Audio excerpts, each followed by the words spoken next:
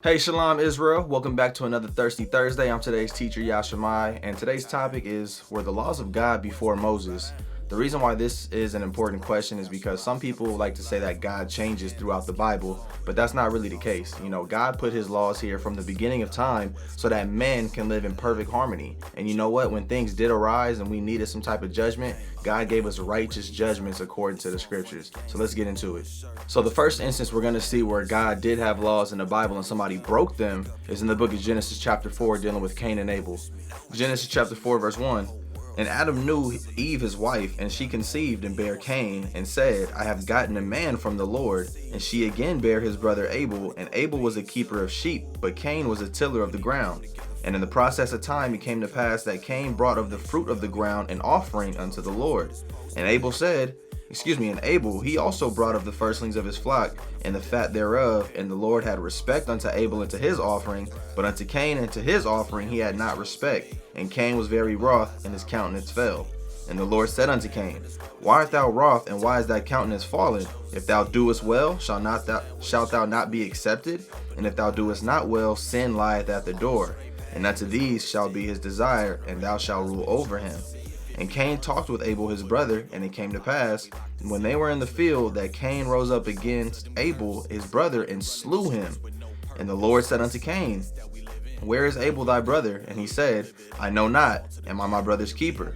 And he said, What hast thou done? The voice of thy brother's blood crieth unto me from the ground. So first, we have an instance of Abel being killed by his brother Cain, right?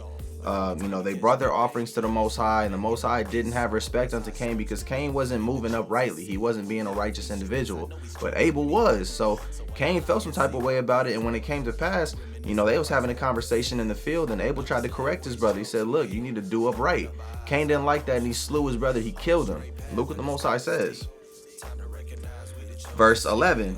And now art thou cursed from the earth, which hath opened her mouth to receive thy brother's blood from thy hand. When thou tillest the ground, it shall not henceforth yield unto thee her strength. A fugitive and a vagabond shalt thou be in the earth. And Cain said unto the Lord, My punishment is greater than I can bear. So you have to ask yourself, why was there punishment if Cain didn't break any type of rule or any type of law?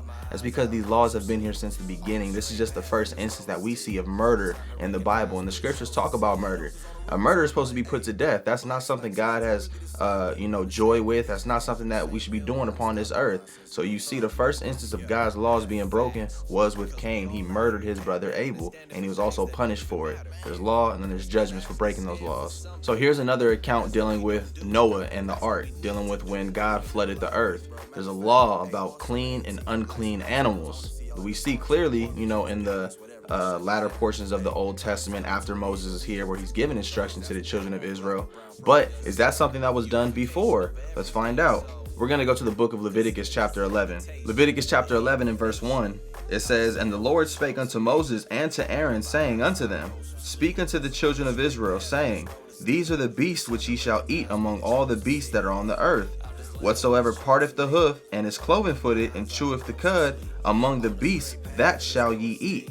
Nevertheless, these shall ye not eat of them that chew the cud, or of them that divide the hoof, as the camel, because he cheweth the cud, but divideth not the hoof, he is unclean unto you. So we can see where Moses was given instruction from the Most High to say, hey, children of Israel, these animals are clean, these animals are unclean. But is this the first time that we've seen this in the Bible? Let's go to the book of Genesis.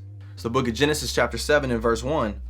And the Lord said unto Noah, Come thou and all thy house into the ark, for thee have I seen righteous before me in this generation.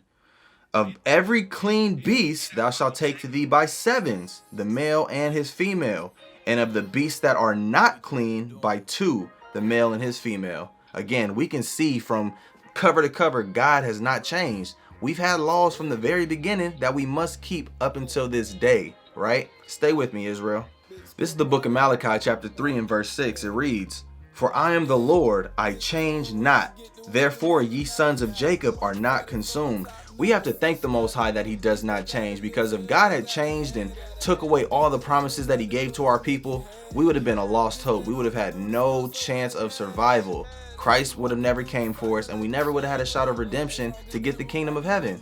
So when people try to say that God changes, they truly don't understand what they're saying, and it's okay. That's why we put these type of videos out, so that we can educate our people who are misinformed. But again, out the Bible, God does not change. Therefore, we are not consumed.